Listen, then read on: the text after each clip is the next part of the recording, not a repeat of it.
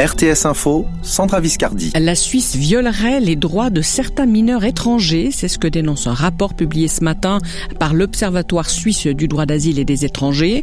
Pour sa secrétaire générale, les autorités négligent l'intérêt supérieur de l'enfant. Noémie Weber. Nous demandons que tous les enfants et tous les jeunes aient les mêmes chances de développement dans un cadre de vie respectable, parce que chaque enfant y a droit. Il faut que les autorités déploient tous les instruments juridiques à leur disposition. C'est un problème qu'il est trop souvent donné plus de poids aux intérêts de politique migratoire des cantons et de la Confédération qu'aux intérêts d'une personne mineure. Noémie Weber avec Fabrice Gaudiano. L'autorité de surveillance du ministère public de la Confédération veut savoir si le traitement de la plainte d'Alain Berset, victime de chantage, s'est déroulé dans les règles. Elle a donc ouvert une enquête. Il s'est bien gardé de reconnaître sa défaite. D'ailleurs, les recours en justice contre le comptage de l'élection présidentielle du 3 novembre se poursuivent. Mais Donald Trump a finalement donné hier soir son feu vert au processus de transfert de pouvoir à Joe Biden. De nouveaux noms circulent désormais pour grossir l'équipe du démocrate. On parle de Janet Yellen au Trésor et de John Kerry qui fut secrétaire d'État sous Obama en tant qu'émissaire spécial du président sur le climat. En France, faux départ pour le procès de Nicolas Sarkozy, premier ex-chef d'État français à comparaître dans un tribunal pour corruption. Lors de la première audience hier, les débats ont été renvoyés à après-demain en raison d'une expertise médicale sur l'état de santé d'un de ses coprévenus. Et dans cette affaire dite des écoutes téléphoniques, Alexandre Rabet, l'ancien président, est donc accusé de corruption. Il l'a dit et répété, il est venu laver son honneur et attend d'en découdre. Mais Nicolas Sarkozy devra patienter un peu, le temps d'une expertise médicale ordonnée pour l'un des co-accusés. Pour la première fois dans les annales judiciaires françaises, un ancien président de la République est jugé pour corruption. Ce n'est pas tous les jours qu'un prévenu est salué par les policiers de garde, remarque un chroniqueur judiciaire. Le procès devra déterminer s'il y a eu ou non un pacte de corruption entre l'ex-chef d'État, son avocat de l'époque et un haut magistrat. Nicolas Sarkozy aurait envisagé, lors d'une conversation téléphonique, un coup de pouce dans la carrière d'un juge en échange d'informations judiciaires. L'ancien président était placé sur écoute dans le cadre des investigations sur sa campagne de 2007 et des fonds libyens présumés.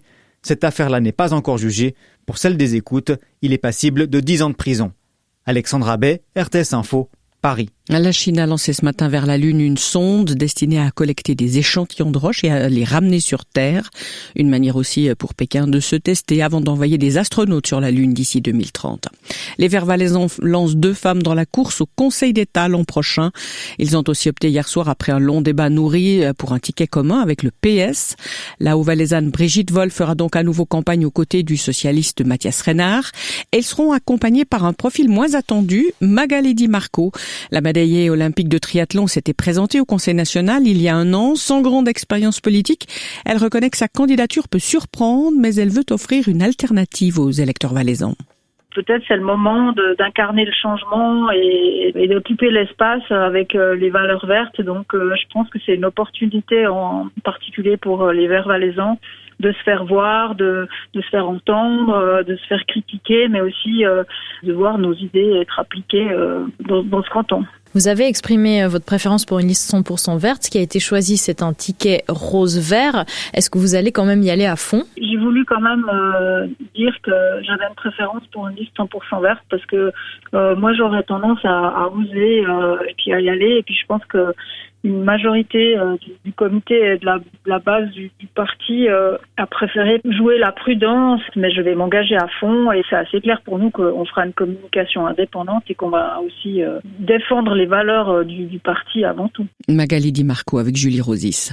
Arrêté vendredi parce qu'une femme sans papier et dans un état de santé précaire habite chez lui depuis des années, l'ancien vicaire général du diocèse de Lugano a été relaxé hier soir, mais l'enquête contre cet ancien professeur de théologie se poursuit. L'octogénaire est soupçonné d'enlèvement, coercition et lésion simple. Les craintes du début d'année ne se sont pas confirmées. Dans le canton de Vaud, le nombre de places d'apprentissage attribuées est en légère augmentation, 80 de plus qu'en 2019, alors qu'on craignait la frilosité des entreprises formatrices à cause de la pandémie.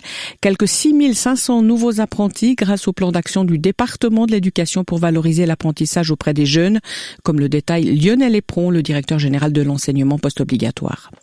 Ça passe par une meilleure connaissance des jeunes à l'école obligatoire de ce qu'est le monde de la formation professionnelle. Donc nous avons dans les 62 établissements du secondaire 1 des experts du monde professionnel qui vont pouvoir épauler les jeunes avec les conseillers en orientation sur leur choix pré-professionnel. Une autre mesure, c'est de faciliter l'accès des jeunes, par exemple, à un stage qui s'appelle le stage LIFT. Pendant 3 heures par semaine, sur 3 à 4 mois, le jeune utilise, si vous me permettez, son mercredi après-midi de temps libre pour aller se former en entreprise, mieux connaître le monde de la formation professionnelle et puis peut-être découvrir une orientation qui va le structurer dans son choix professionnel. Lionel Epron avec Malika Sialom. Vous rêvez de boire votre champagne à Nouvel An dans une flûte servie normalement en première classe chez British Airways? C'est possible. La compagnie, dans le rouge vif depuis la pandémie, vend la ligne de vaisselle utilisée dans les avions ainsi que des objets du Boeing 747 désormais retirés de sa flotte. Manière comme une autre de renflouer les caisses. Des bancs de brouillard ce matin sur le plateau. Il se dissiperont en bonne partie au fil des heures. Au-dessus de cette grisaille ensoleillée, maximum 5 à 10 degrés, même menu ces 2 prochains jours. Espace 2.